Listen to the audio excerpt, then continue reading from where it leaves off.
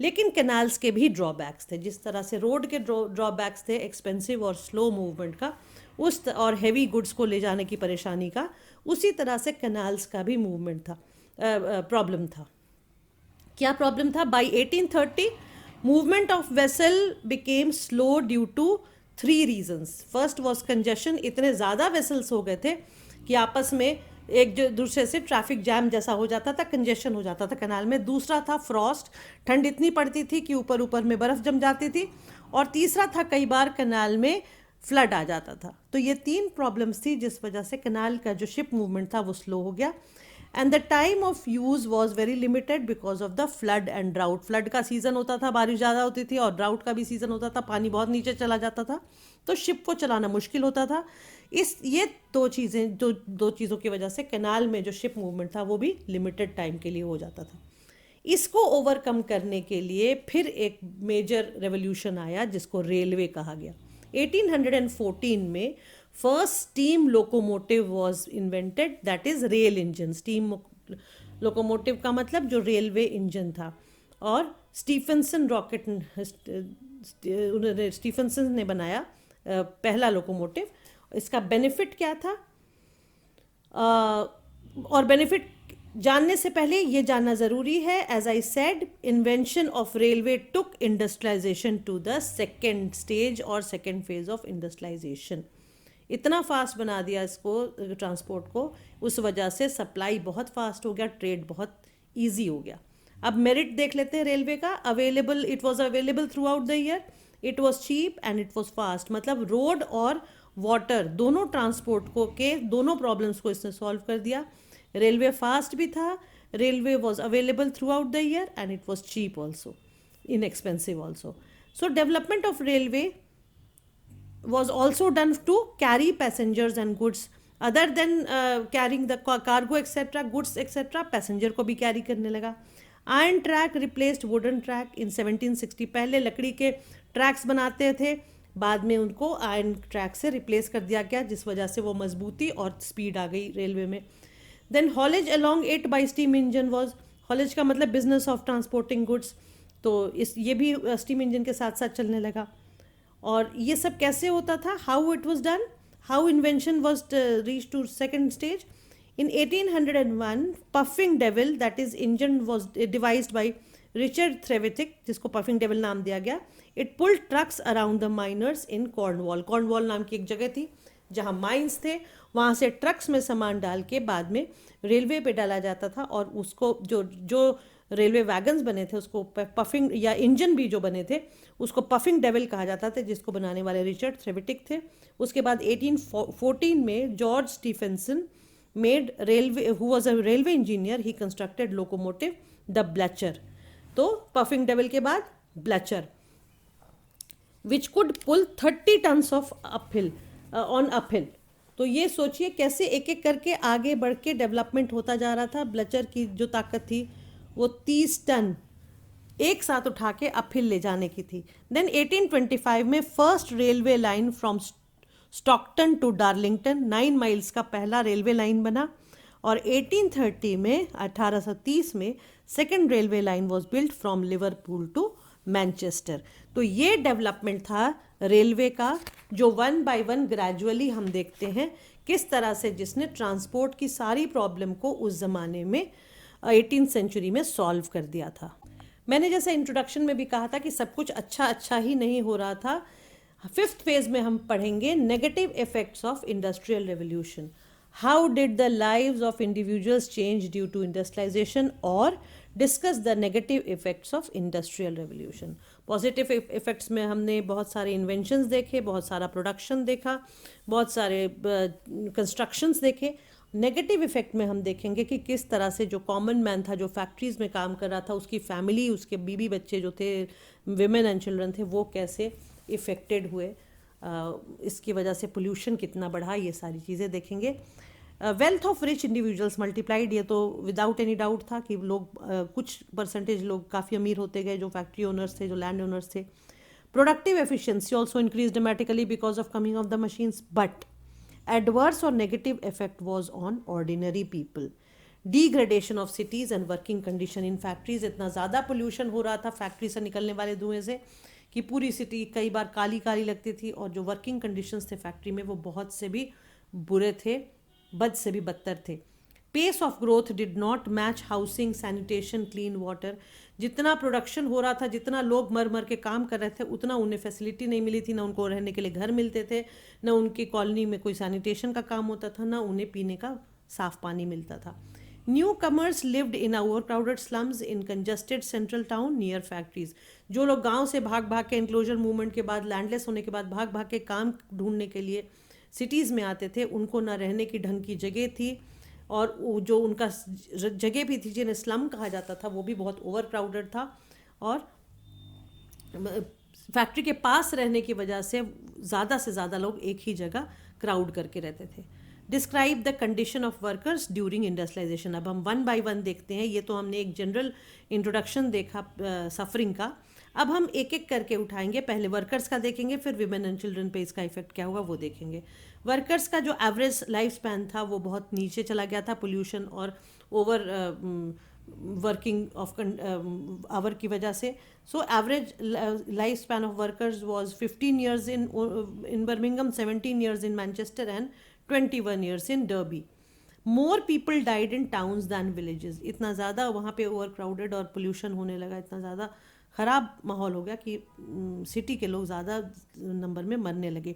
Most children died before they reached 5 years of age. Increase of population in cities was due to immigrants and not birth of children. Town की population बढ़ रही थी इस कारण से नहीं कि कोई नया जन्म हो रहा था किसी बच्चे का, बल्कि इस वजह से क्योंकि गांव से लोग नौकरियां ढूंढने शहर की तरफ इमिग्रेट कर रहे थे। और मौत के या डेथ के कई कारण थे। पहला था वाटर बॉर्न डिजीज़, जो कि कॉलेरा और टाइफॉइड जैसे डिजीज़ थे, और एयर बॉर्न पोल्यूशन से जो होता था वो ट्यूबरकुलोसिस या TB. Municipality regularly neglected dangerous condition. उनको बिल्कुल म्यूनिसिपैलिटीज़ का बिल्कुल म्यूनिसिपल कॉरपोरेशन जो उनके थे उनका ध्यान नहीं था सफाई करने की तरफ। कंडीशन बहुत डेंजरस हो गया था सिटी का। And disease, many disease were unknown so they could not be cured.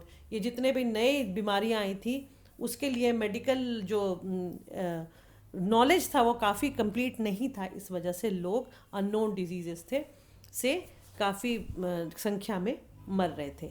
Now we will study about women and children. Describe the impact of industrial revolution on women and children.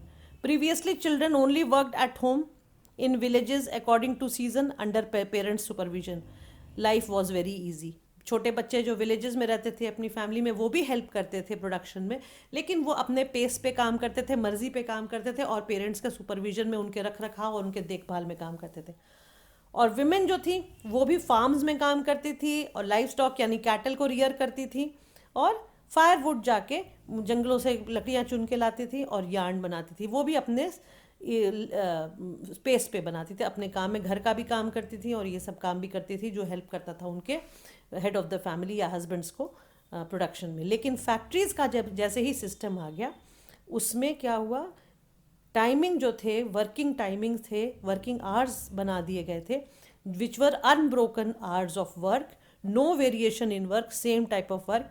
अब जब women village में थी तो हर तरह का, जैसे मैंने आपको बताया, फार्म में भी काम कर लेती थी, यार्न भी बना लेती थी, लकड़ियाँ भी चुन लाती, तो वैरायटी ऑफ वर्क था तो उसमें इंटरेस्ट बना रहता था। यहाँ पे वैरायटी तो था ही नहीं, एक ही तरह का काम पूरे दिन करना था। डिसिप्लिन बहुत स्ट्रिक्ट था, पनिशमेंट उसके लिए जो काम नहीं करके देता था उसके लिए बहुत शार्प पनिशमेंट थी, बहुत रिजिड पनिशमेंट्स थी, और वेजेस बहुत लो थे, very meagre wages. So but women क्या थी, उनके पास कोई उपाय नहीं था, they did not agitate, so the factory owners preferred women to work in their factories. और चिल्ड्रन इनोसेंट थे इसलिए उनको पता ही नहीं चलता था कि उनके ऊपर क्या जुल्म हो रहा है, इसलिए उनको भी एम्प्लॉय किया जाता था फैक्ट्रीज में। Large number of women were employed in cotton mill of Lancashire and Yorkshire. Again Lancashire और यॉर्कशायर जैसी जगह जो थी इंग्लैंड में, वहाँ पे कॉटन मिल्स बहुत सारे थे और वहाँ पे विमेन को एम्प्लॉय किया गया था। और in silk, lace making, knitting, metal में भी, निटिंग इंडस्ट्री में और मेटल इंडस्ट्री ऑफ बर्मिंगम में भी विमेन को ही प्रिफर किया जाता था एम्प्लॉय करने के लिए। टेक्सटाइल फैक्ट्री में स्पिनिंग जेनी नाम की एक मशीन आई जो कॉटन फैक्ट्री में थी, और this machine was use by children with small built and nimble finger, we who the children could move between these machines. और कई बार जो हजार्ड्स होते थे उसके बारे में हम अभी पढ़ेंगे कि किस तरह से इन मशीन्स के बीच में बच्चों की जान चली जाया करती थी। सो न्यू सब topic is hazards specially for children in textile mills. पहले ये देख लेते हैं, उसके बाद हम कोल में क्या हजार्ड्स थे वो देखेंगे। टेक्सटाइल मिल्स में सबसे पहले कि इनको संडे को क्लीनिंग करने के लिए मशीन्स को बुलाया जाता था। इनको बिल्कुल भी आराम नहीं मिलता था, कोई वीकेंड में हॉलीडे नहीं, कुछ नहीं। They were called on Sundays for cleaning machines. No fresh air और no exercise was given to the children because all the time they were working in very dingy conditions, dark conditions. Then their hair sometimes caught in the machine. बताइए, चलती हुई machine में छोटे छोटे बच्चों के बाल फंस जाया करते थे, जिस वजह से वो मर जाया करते थे उसमें। कई बार उनके हाथ कुचल जाया करते थे उसमें। और कई इतना, क्योंकि टायरिंग उनका जॉब था, इतने थके हुए होते थे कि मशीन में काम करते समय वो उसी में फंस के गिर जाया करते थे और मर जाया करते थे। Some fell into machine and died due to exhaustion when they slept during their work. तो ये बहुत बड़ी एक प्रॉब्लम थी। सेकेंड टाइप ऑफ हजार्ड हम देखते हैं कोल माइंस में क्या था। कोल माइन में जो उनके जो रूफ्स होते थे, जो छतें होती थी, वो कई बार गिर जाया करती थी डैम्प कंडीशन की वजह से। कई बार कोल माइन में अंदर मीथेन गैस की वजह से एक्सप्लोजन हो जाया करता था। Children use to reach deep coal faces as the approach path was too narrow. वो नीचे उनको बांध के नीचे डाला जाता था बच्चों को, दरवाजे उसके गेट्स खोलने के लिए। Children worked as trappers to open और shut doors of coal mines. Children were train to become future factory workers. 10 साल के बच्चों को इस तरह के काम करवाया जाता था और धीरे धीरे वो इसलिए भी ट्रेन किया जाता था कि वो बड़े होकर माइनर्स बने। लेकिन मैक्सिमम बच्चे उसमें इन एडवर्स कंडीशन, इन हैजार्डस कंडीशन की वजह से मर जाया करते थे। So women faced humiliating terms of work instead of financial independence as wages were very low and working hours were very long. Women बेचारी जो फैक्ट्रीज में शायद इस इच्छा से भी काम करने आई थी कि उनको फाइनेंशियल इंडिपेंडेंस मिलेगा, काम के पैसे मिलेंगे, लेकिन यहाँ उनको क्या मिला? बहुत ह्यूमिलिएशन। उनको उनके साथ अच्छा बिहेवियर नहीं होता था, ना उनके इतनी तनख्वाहें थी कि वो उसमें कुछ बचा पाती, और ना उनके वर्किंग आवर इतने कम थे कि वो अपने बारे में कुछ सोच सकती। तो ये तीनों चीज़ों की प्रॉब्लम विमेन को भी फेस करनी पड़ती थी। So as a result protest started spreading among these people, specially the men और the workers of the factories. तो हमारा नया सेगमेंट है, 6th सेगमेंट है, protest against the suffering in the factories. Question will be, early decades of industrialization coincided with the spread of new political ideas. How did it inspire the protesters, or how did new political ideas help protesters to raise their voice against exploitation during industrial revolution? Or the question could come as, mention or explain the various forms of protest movement against industrialization. ये वही time था जब बहुत सारे protest movement, जैसे America का declaration of independence या French revolution जो 1789 का था, ये सब कुछ एक साथ हो रहा था आगे पीछे और ये वही टाइम था जो इंडस्ट्रियल रेवोल्यूशन का भी था। तो इससे इन मूवमेंट की वजह से जो लोगों के पास न्यूज़ आती थी उससे वो भी अफेक्टेड हो रहे थे, और उनको भी एक तरह से इंस्पिरेशन मिल रहा था प्रोटेस्ट करने का against their sufferings and exploitation. So let us see the answer. These questions which I have just red out can come in one of these veg. The movement for liberty, equality and fraternity pioneered by French Revolution between 1789 to 94 gave idea of mass action. As I said, protester को ये लगने लगा कि हम भी अगर एकजुट हो जाएं तो अपने bad conditions के against में protest कर सकते हैं. England में political protest against harsh working condition in factories kept increasing and working population agitated. Government reacted by repression by new laws. Government जो थी उसको पसंद नहीं था इस तरह का जो एजिटेशन था या प्रोटेस्ट था, तो उन्होंने बहुत सारे रिप्रेसिव लॉज बना दिए फ्रॉम 1792 लोगों को दबाने के लिए. From 1792 to 1815 Anglo French war was happening which led to disruption of trade between England and Europe, and factories were shut down, prices rose and unemployment grew. ये वो टाइम था जब एंग्लो फ्रेंच वॉर हो रहा था. इस वजह से जो इंग्लैंड का जो कनेक्शन था बाकी यूरोप से वो शट डाउन हो गया था, और इस वजह से जो फैक्ट्रीज़ में काम हो रहा था वो बहुत ज़्यादा शट डाउन हो गया था. चीज़ों के दाम बहुत बढ़ गए थे और लोगों की अनएम्प्लॉयमेंट भी बढ़ गई थी. देन पुअर्स के जो हार्डशिप के जो मेन रीजंस थे वो काफ़ी सारे जो लॉज मैंने अभी आपको बताया कि जो रिजिड लॉज बने थे उनमें से कॉम्बिनेशन एक्ट था, कॉर्न लॉ था, इंक्लोजर मूवमेंट था, ये सारी चीज़ें जो थी इस वजह से लोगों की सफरिंग काफ़ी बढ़ गई थी। 1795 में कॉम्बिनेशन एक्ट बना जो कि पार्लियामेंट ने पास किया और इसका प्रोविज़न था any speech against the king will be called illegal. फिर गवर्नमेंट और कॉन्स्टिट्यूशन, मतलब अगर किसी राजा के बारे में, सरकार के बारे में या कॉन्स्टिट्यूशन के बारे में कोई भी किसी ने उल्टा बयान दिया तो उसको अगेंस्ट लॉ या इलीगल माना जाएगा। और दूसरा जो प्रोविज़न था कॉम्बिनेशन एक्ट का, any unauthorised meeting was band of over 50 persons. तो 50 से ज़्यादा व्यक्ति कहीं पे भी एक जगह इकट्ठा होके मीटिंग नहीं कर सकते थे, ये भी बैन कर दिया गया। But protest movement continued against corruption, term used for rich monarch or parliament was parliament and they were opposed। जो पार्लियामेंट था उसको अपोज किया। ओल्ड करप्शन जो था उसको, रिच मोनार्क का ओल्ड करप्शन था और इसको अपोज कर रहे थे लोग। सेकंड जो लॉ आया वो था कॉर्न लॉ। कॉर्न लॉ क्या था? It prevented import of cheaper food supported by land owners, manufacturers, professional against the poor. जो उस समय क्या था कि लोग, जो पुअर लोग थे, जो अफोर्ड नहीं कर सकते थे अपने देश में बनने वाली चीज़ों को, वो बाहर से जो कॉर्न आता था उसको खरीदते थे और अपना खाने पीने का इंतजाम करते थे, लेकिन उससे लैंड ओनर्स और मैन्युफैक्चरर्स को घाटा हो रहा था। इसलिए सरकार के साथ मिलकर उन्होंने एक नया लॉ बना दिया, कॉर्न लॉ, जिसमें उन सारी चीज़ों को इंपोर्ट करना, जो सस्ते जो कॉर्न थे उसको इंपोर्ट करना बैन हो गया और फोर्सिबली पुअर्स को लैंड ओनर्स और मैन्युफैक्चरर जो इंग्लैंड के थे उन्हीं से खरीदना पड़ता था। तो ये एक लॉ था जो अगेंस्ट पुअर था। Workers expressed anger against it. For example bread या फूड राइट हुआ 1795 से 1840 के बीच में, जो वर्स्ट राइट माना जाता है, because bread was the staple diet of poor and उसका जो प्राइस था वो राइज हो गया था क्योंकि इम्पोर्ट बंद हो गया था जो सस्ते कॉर्न का, और यहाँ के जो लैंड ओनर्स थे वो प्राइस कंट्रोल करते थे और उसको अनाप शनाप तरीके से एक्सट्रैक्ट करते थे पुअर से। Therefore, people seized stocks of bread and sold it at affordable price। तो ब्रेड राइट में या फूड राइट में क्या किया, लोगों ने ब्रेड्स को लूट के अपने हिसाब से उसको बेचना शुरू कर दिया जो सब अफोर्डेबल प्राइस था। थर्ड जो प्रॉब्लम थी वो थी एनक्लोजर मूवमेंट की। 1770 में जो एनक्लोजर मूवमेंट जो गाँव में चला था, उसमें hundreds of small farms were merged into larger ones of powerful landlords. बड़े बड़े जो किसान थे या लैंडलॉर्ड्स थे, जो ज़मींदार थे, उस वहाँ के जो लैंड ओनर्स थे, उन्होंने खरीद ली थी ज़मीनें और उसको एक बड़ा फार्म के रूप में उन्होंने अपने बड़े बड़े फार्म्स के रूप में उसको शेप दे दिया था। इस वजह से प्रॉब्लम क्या हुई, poor villagers were affected and they started looking for factory work, but machines made handloom weavers unemployed.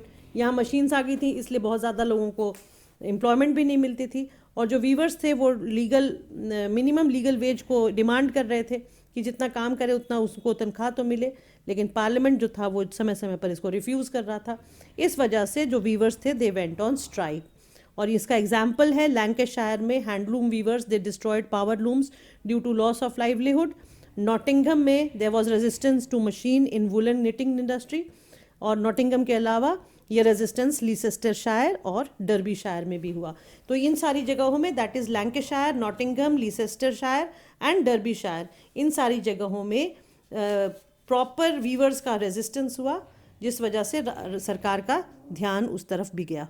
Yorkshire में भी थ्रेशिंग मशीन्स एंड जो थ्रेशिंग मशीन और जो शेयरिंग फ्रेम्स जो थे वो भी डिस्ट्रॉय कर दिए गए।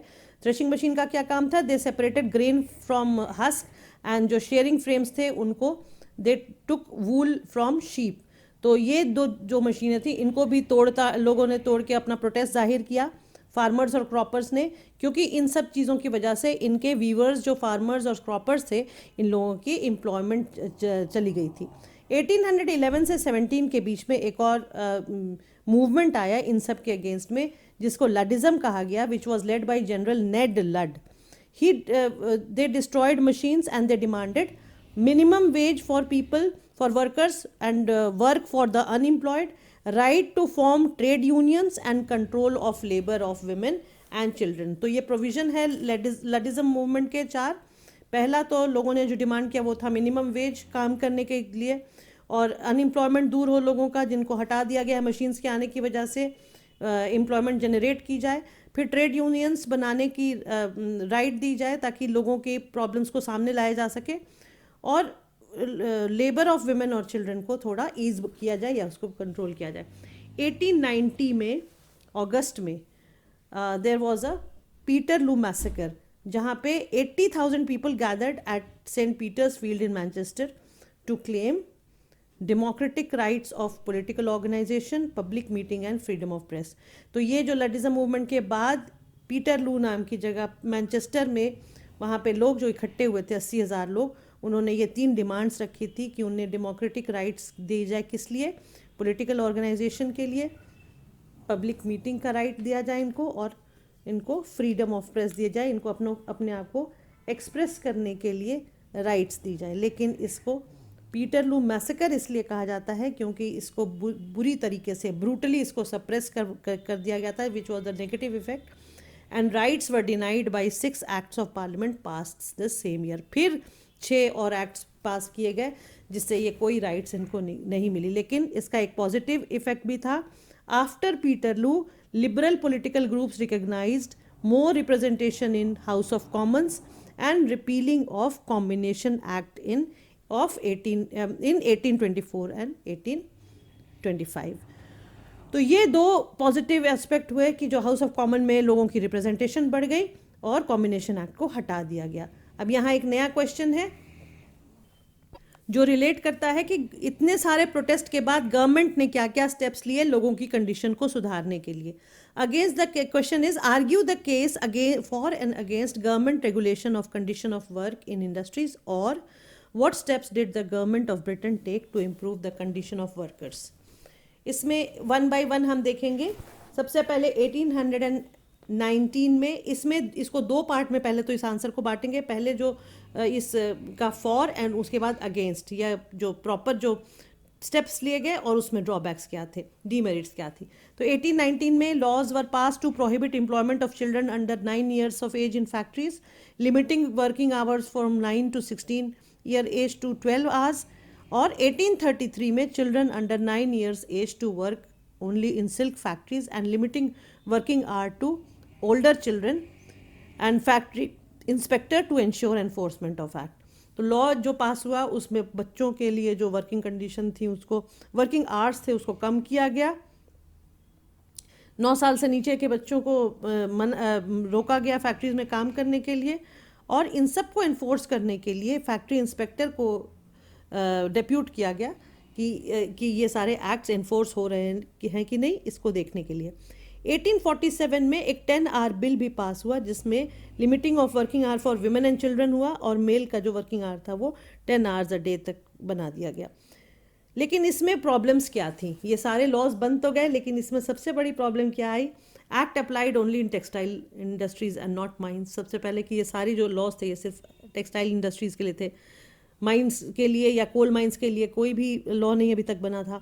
Though in 1842 Act and it banned children under 10 years and women working in mines, and 1847 Fiddler's Factory Act banned more than 10 hours of work for women and children, which was to be enforced by inspector, but it was not enforced properly. क्या होता था, ये सारे laws बना तो दिए गए थे लेकिन जो इंस्पेक्टर होते थे उनकी अपनी तनख्वाहें इतनी कम होती थी कि वो फैक्ट्री ओनर्स उनको रिश्वत देके या ब्राइब देके अपने हिसाब से अपने पेपर्स पे साइन करवा लेते थे सुपरविजन पे। और second, the parents lied about the children's age for more income. माँ बाप भी लालची थे या गरीबी के शायद मारे हुए थे, इसलिए अपने बच्चों की ज़्यादा एज बता के और उनको फैक्ट्री में फिर भेज दिया करते काम करने के लिए। तो ज़्यादा जितने भी गवर्नमेंट के लॉ बने वो बहुत ज़्यादा अच्छे से एनफोर्स नहीं हुए। Now we come to the last segment of our chapter which is a debate on the term industrial revolution. यहाँ तक हमने चैप्टर में इंडस्ट्रियल रेवोल्यूशन का फेजेस, मीनिंग और various inventions and condition of workers and laws passed for their good wellbeing, ये सारा पढ़ा।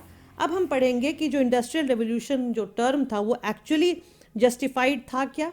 Question है, ऑन व्हाट ग्राउंड और बेसिस और why and how was the term industrial revolution in Britain challenged by historians in 1970s।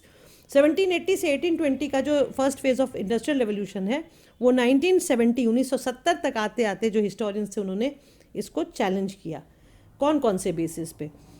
पहला था industrialization had been a gradual process and not a revolution. पहले तो उन्होंने ये रेवोल्यूशन वर्ड को ही हटाया, उन्होंने ये कहा कि इसको आप इंडस्ट्रियलाइजेशन कहिए, इंडस्ट्रियल रेवोल्यूशन मत कहिए, क्योंकि ये बड़ा ग्रेजुअल सा प्रोसेस था। वन फाइन डे जैसे रेनेसा नहीं हुआ था उसी तरह से ये रेवोल्यूशन भी नहीं हुआ था। सेकेंड था in 19th century large regions of England remained untouched by factories and mines, so the term industrial revolution was inaccurate. यानी जो इंडस्ट्रियलाइजेशन था वो इंग्लैंड के भी अपने सारे नुक एंड कॉर्नर्स में नहीं पहुंचा था, इसलिए यह कहना कि पूरी औद्योगिक क्रांति पूरे देश में आ गई थी, ऐसा कहना गलत था। कौन कौन सी जगह थी जहां मेनली देखा गया इंडस्ट्रियलाइजेशन का असर? London, Manchester, Birmingham, Newcastle etcetera. Then cotton textile mills of England were relied on non-British raw material, that is India, and non-metallic machine. इसलिए पूरी तरह से सिर्फ इंग्लैंड को ये कहना कि England was the country responsible for the total revolution in industry was wrong, क्योंकि सारा रॉ मटेरियल तो इंडिया से सप्लाई हो रहा था और इंडिया का ये लोग नाम भी नहीं लेते थे, ये एक्सप्लॉइट करते थे इंडियंस को। और नॉन मेटालिक मशीनरीज भी यहीं से आती थी, कई जगह से आती थी। Then fourth was rapid growth in British import and export from 1780 was more due to external factors like resumption of trade with North America.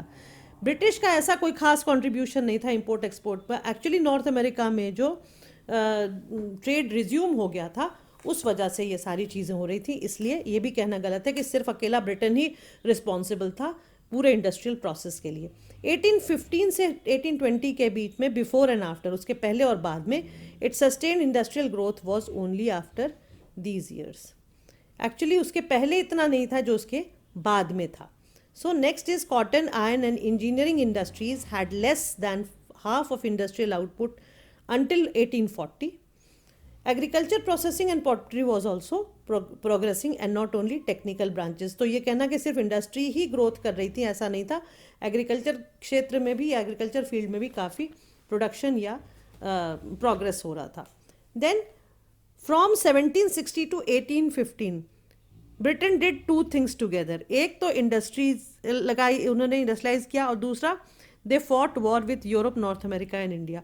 तो ये एक कहते हैं कि 36 years out of the total 60 years Britain का जो first phase of industrialisation था उसमें 60 साल में 36 साल वो सिर्फ इंग्लैंड जो था वो या यूरोप के साथ या नॉर्थ अमेरिका के रिलेशन में या इंडिया के साथ वॉर वो फेस करता रहा। Therefore the capital which came after the profit making was used in war, so there was hardly any investment per se. Britain को जो भी फ़ायदा होता था वो सारा वो वॉर में यूज़ कर लेता था, इसलिए ऐसा कहना कि इंडस्ट्रियलाइजेशन से उसका बड़ा ग्रोथ हो रहा था, उसको बहुत अमीर हो रहा था, ये भी कहना काफ़ी सही नहीं होगा। Then many other problems occurred in Britain, that is over taxation of people for war expense. जब इतनी सारी लड़ाइयाँ हो रही थी तो लोगों पे हैवी टैक्स लेवी किया जा रहा था। Then people were force to join army, war की वजह से ज़्यादा सैनिकों की ज़रूरत थी, इस वजह से उनको फोर्स किया जाता था कि आप आर्मी ज्वाइन कीजिए। और उनमें कौन कौन से लोग थे? फार्मर्स भी थे और फैक्ट्री वर्कर्स भी थे, दोनों को फोर्स किया जाता था क्योंकि दोनों जगह यंग लोग काम करते थे। देन हेवी टैक्सेशन की वजह से और आर्मी के खर्च की वजह से, यानी वॉर खर्च की वजह से, food prices were rising and scarcity of money for poor two by consumer good. जो गरीब थे वो और गरीब होते चले जा रहे थे। इसके बाद क्या हुआ? Napoleon's blockade policy which closed Europe from British, जो हमने पहले भी डिस्कस किया है। Not only revolution occurred in industries but also transformation was seen in society as well. ये भी एक पॉइंट था कि सिर्फ इंडस्ट्री को ही ये कहना कि ये पूरा फेस सिर्फ इंडस्ट्रियल रेवोल्यूशन का था, ऐसा नहीं था। सोसाइटी भी इस पूरे प्रोसेस में चेंज हो रही थी। Rise of bourgeoisie and proletarian, that is two classes of people. Bourgeoisie का मतलब होता है कैपिटलिस्ट, प्रोलिटेरियन का मतलब होता है वर्कर्स। इन दो क्लासेस का राइज करना, ये भी एक बहुत स्ट्राइकिंग फीचर था इस पीरियड में। Then the final point in the debate against industrial revolution as a terminology was the period, therefore according to historian A.E. Mason, what he say?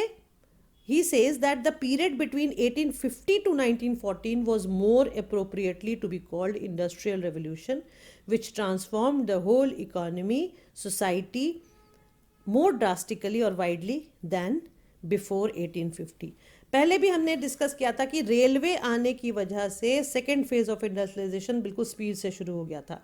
तो 1850 से लेके 1914 यानी फर्स्ट वर्ल्ड वॉर तक के phase को हम एक्चुअल में अकॉर्डिंग टू ए.ई. मसन जो हिस्टोरियन थे उनके हिसाब से एक्चुअल में उसको इंडस्ट्रियल फेज़ कहेंगे, रेवोल्यूशन कहेंगे, क्योंकि उसी समय एक्चुअली में टेक्नोलॉजिकल डेवलपमेंट जो ट्रांसफॉर्मेशन था वो इकोनॉमी में और सोसाइटी में आया, क्योंकि उस समय सोसाइटी भी बिल्कुल ड्रास्टिकली चेंज हो रही थी, इकोनॉमिक डेवलपमेंट हो रहा था और यूएस और जर्मनी जैसे देश भी इसमें काफ़ी हद तक इन्वॉल्व हो रहे थे. सो this is the main period. 1850 to 1914 is the main period of industrial revolution. So with this we come to the end of this segment and also come to the end of the chapter industrial revolution. Thank you very much. Dear students, अगर मेरा video पसंद आया हो तो इसे अपने friends के साथ शेयर करें, लाइक करें और चैनल सब्सक्राइब करें. Thank you.